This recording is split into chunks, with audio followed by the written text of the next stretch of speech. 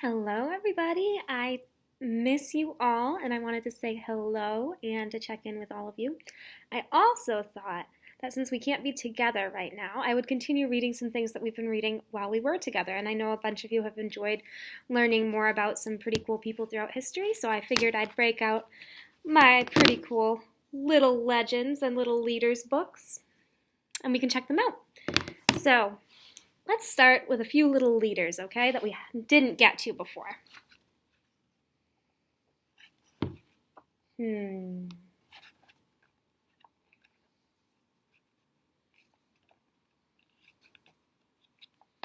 Let's start with Althea Gibson, who was a tennis champion. She lived from 1927 to 2003. A self-described street rebel, Althea was a child with a lot of energy. Growing up on the streets of Harlem, she preferred to shoot pool, go boxing and bowling, or play basketball or stickball rather than do her schoolwork. She struggled with rules, but everything changed when she found tennis at 14. Members of the Harlem Cosmopolitan Club noticed her talent and took her under their wings, teaching her the game and a respect for the rules. Once she committed, she was a force to be reckoned with. By age 15, she won her first American Tennis Association National Junior Championship. Most sports were segregated at the time, so when Althea became the first black athlete to enter a U.S. national competition, it was a landmark event. Althea became the first black tennis player to compete at the U.S. National Championships in 1950, and then was the first black player at Wimbledon in 1951. Her 1956 victory at the French Open made her the first African American to win a Grand Slam. Her wins paved the way for black tennis players to come, including Venus and Serena Williams. Despite the barriers she broke in the public eye, segregation still kept her from entering through the front door, eating with the other players, and using the locker rooms. In 1958, she retired from tennis. In those days, it was difficult to make a living playing sports. Even though she was regarded as one of the best athletes in the world, Althea had to return to the real world and find work. But she wasn't done being a rebel. Later in life, she picked up golf and became the first black woman to compete on a professional tour. So she's pretty awesome and very athletic. She did a lot of different sports, which is cool. I love this one. Probably because I'm an English person. I like English, that's what I studied in school. And this person also really loved English, loved reading, loved writing in particular. So this is Maya Angelou. And she was alive until kind of recently. She was alive from 1928 until 2014. All right, and she was a poet and activist.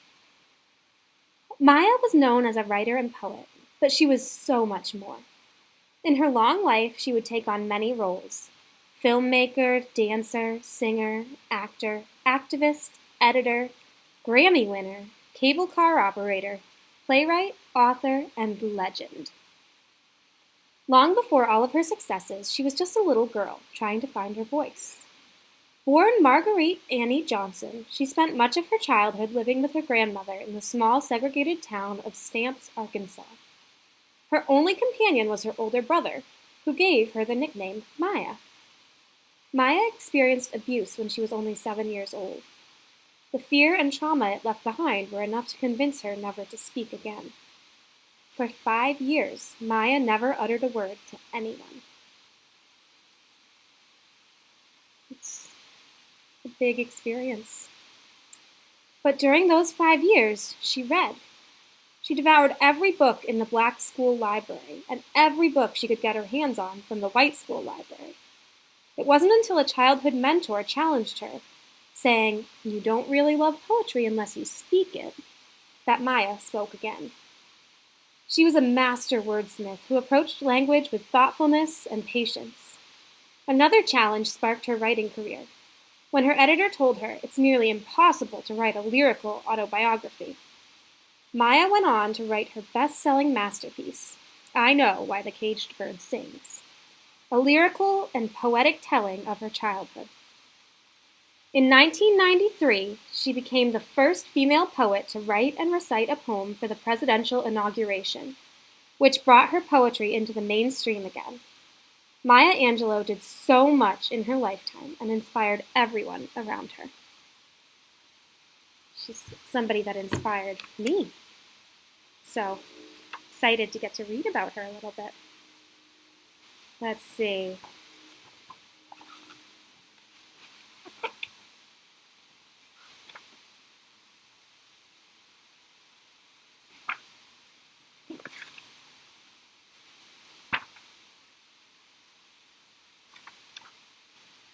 This is somebody I'm sure you've heard of, Miss Oprah Winfrey.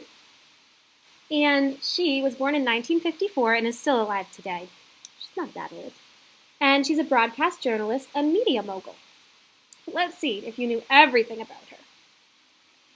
From an early age, Oprah had a talent for speaking.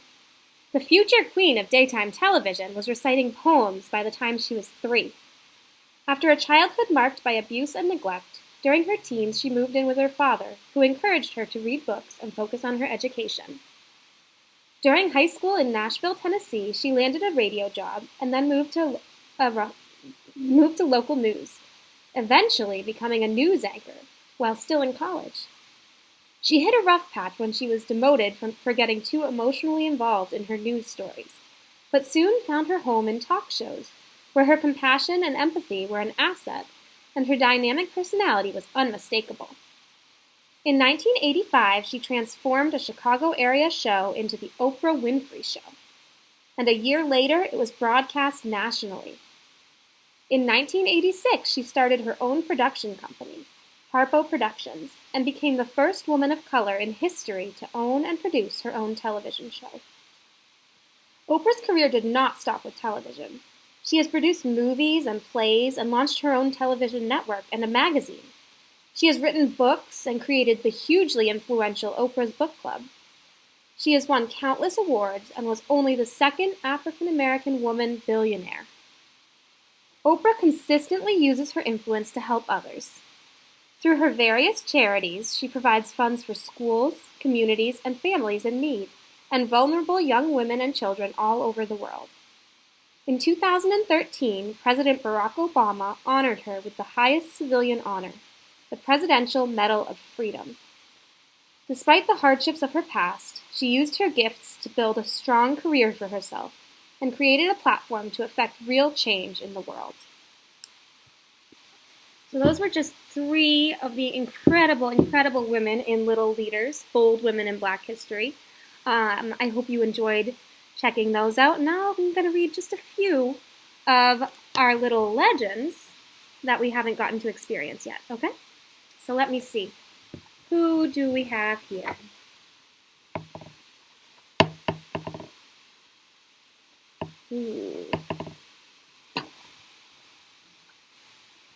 I've got it. All right. We're going to start with Prince, who lived from 1958 until 2016. And I bet some of you can tell what he did. Maybe you've heard him. I bet a lot of you have. But he was a musician. With 2 musicians for parents, Prince Rogers Nelson grew up in Minneapolis surrounded by music. He began playing piano and wrote his first song at 7. He eventually taught himself to play guitar, bass, and drums. His parents' divorce when he was 12 years old shook up his home life. Oh, you can still see me. I don't need to turn that light back on. To make matters worse, he suffered from epilepsy and was teased at school for being so small. He was shy and insecure, but all of his troubles fell away when he focused on music. As a teen, Prince started his first band, Grand Central. To counteract his insecurities, he wore flashy clothes and was as loud, wild, and weird as possible when he performed. Cool. His music was a mix of funk, disco, rock, rhythm, and blues, and gospel. No one had ever heard anything like him before, and producers fought to sign him to a record deal. In 1979, he started a new band, The Revolution, whose members were black, white, male, and female. When they performed, they all dressed to impress, and sometimes the men wore clothes designed for women, and the women wore clothes designed for men. This made some people uncomfortable, but his fans were inspired to do what they wanted and be themselves, no matter what others thought. Prince and the Revolution made some of the best-selling albums ever, including Parade, 1999, and Purple Rain, the soundtrack to the movie Purple Rain, starring Prince. In 1984, Prince became one of the few artists with both a #1 album and #1 movie, and he even won both a Grammy and an Oscar. Prince liked to change things up all the time, and each change fueled his creativity. He made waves for his bold choices, and he is remembered as much for his flashy style and big personality as for the many songs he wrote. He always tried to help people in his community, and even mentored up-and-coming artists. He was a virtuoso musician, composer, and vocalist who will go down in history as one of music's greats. And then the last one for today is Dwayne McDuffie. Interesting. What is he doing there? Is he writing? Is he drawing? Well, what we're going to see is that he's probably doing a bit of both. Dwayne McDuffie lived from 1962 until 2011, and he was a comic book author and publisher. As a kid, Dwayne loved two things more than anything else: science and science fiction. He entered as many science fairs as possible and read all the comic books he could get his hands on. He always dreamed of one day bringing his passions together to become an astronaut. But in high school, something happened that led him down another path. Just for fun, Dwayne shot a silly film about Batman. Everyone loved it. And Dwayne started to think he could create stories for a living. He graduated from the University of Michigan with a master's degree in physics, but in 1983, he moved to New York to attend film school. One day, a friend told him about a job at Marvel Comics, working on superhero trading cards. Dwayne quickly moved up the ranks at Marvel, writing for such characters as Spider-Man, Captain Marvel, and She-Hulk, while creating his own comic called Damage Control. While working in the comics industry, Dwayne noticed that there weren't a lot of characters of color, and the ones he did see didn't seem authentic. Dwayne decided to help make a change. In 1993, Dwayne and other Black comic creators formed Milestone Media, where they could publish their own comics with a range of characters to represent their cultures. They told stories rooted in the issues of the day: racism, violence, poverty, and mixed them with comic book favorites: shape-shifting aliens and giant mutants. Milestone eventually became the most successful minority-owned comic publisher ever. Its comic, Static Shock, was a huge success and got its own animated television series, with Dwayne as a writer and producer. He was so good that he was invited to write for other animated shows such as Justice League Unlimited and Teen Titans. Dwayne never forgot his roots, though, and returned to comics to write for the Justice League and Fantastic Four. Dwayne was a true champion for a more inclusive comic book landscape, and through it all, he entertained and enlightened audiences with fantasy and humor. So that was Dwayne McDuffie. There are so many more people in these books, guys, that I would love to share with you. Maybe at some point I'll be able to add some into this. But for right now, I hope you enjoyed learning about a few more incredible people in this world, and I hope you're out there working hard to be incredible people yourselves, because I know you guys are going to make such a difference, and I can't wait until I get to see you again. All right, I miss you all, I love you all, and I will touch base with you soon. Bye.